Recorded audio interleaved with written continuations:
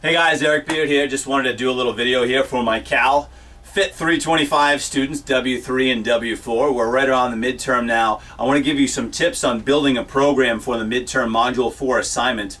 When selecting corrective exercises, and in the template and the OPT programming that you have in your text for the essentials of personal training, these kind of fit under the core and balance exercises.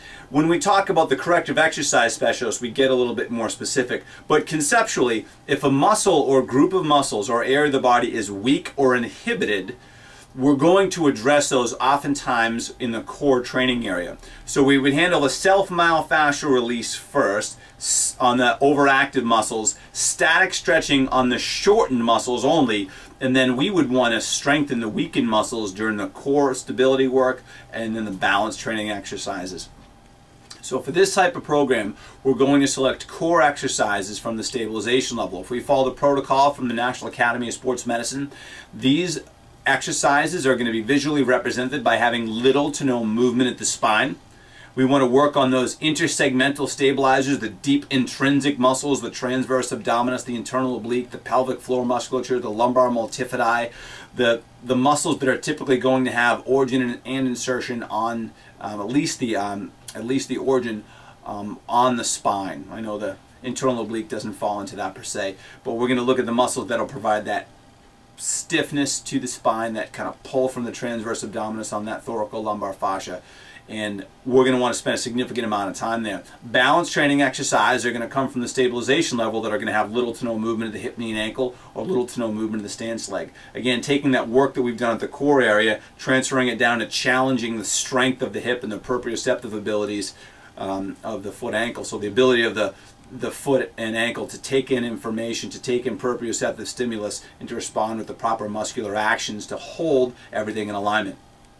Let's talk about a few core stabilization exercises and how they correlate to compensations in the movement assessment. If someone has a tendency to have their feet turn out and knees move in, their femurs are adducting. So the femur adducts, flexes, and internally rotates, or the hip joints flexing, adducting, internally rotating. We would want to strengthen the opposite muscles that extend, abduct, and externally rotate. So if the hip flexors and the adductor complex are overactive, we would roll and stretch those, and then we perform the strengthening exercises in the core stability section that would strengthen the abductors or the glutes, so glute max and the posterior fibers of glute medius. A simple, basic, but a lot of bang for your buck exercise in the core stability exercise is a bridge or a ball bridge. So if someone's knees move together and or feet turn out, doing an exercise like a ball bridge will strengthen the muscles that are typically inhibited during that. If someone is showing you this rounded posture or their arms fall forward during the overhead squat, an exercise that can be helpful is a cobra that can help someone retract, depress, and externally rotate the humerus. So if the humerus tends to flex, well, if the humerus tends to internally rotate, extend down, and the scapula are protracting, we want to do just the opposite of the scapulothoracic joint and just the opposite of the humerus. So if people tend to fall down, let's pull back this way. So if someone has an upper extremity compensation, something like a cobra works really well. Another exercise if someone has an upper extremity compensation is the opposite arm and leg lift. Sometimes people call these bird dogs. It's when you're on all fours, and I'll give you some videos of these exercises at another time. So when you're on all fours and you lift one arm up to the side, put it back down, other arm up to the side. We can work on the strength of the scapular stabilizers while enhancing core stability.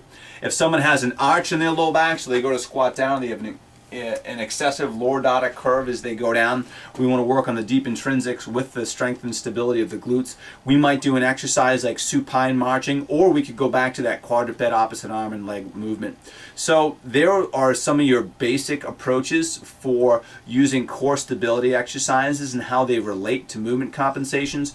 The knees move in, and we're looking at overactivity of the hip flexors and the adductors. We're looking at strengthening the glutes with something like a bridge. If the arms fall forward with overactivity of the pecs and the lats, just to generalize, we're looking at strengthening the scapular stabilizers with something like a cobra or a quadruped opposite arm raise. If someone has an excessive arch in the low back and overactivity of the latissimus dorsi, erector spinae, hip flexors, we're looking at strengthening the deep intrinsic stabilizers and the glutes with something that you could do like a supine marching or during that quadruped opposite arm and leg raise. So think we're selecting exercises that are going to help improve movement imbalances. Another big section is when we move on the balance training exercises, particularly if someone's foot tends to turn out, you can do something like a single leg balance or a single leg balance reach. So if someone's foot turns out and we have overactivity at the lateral gastroc, the biceps femoris short head, the TFL, we can do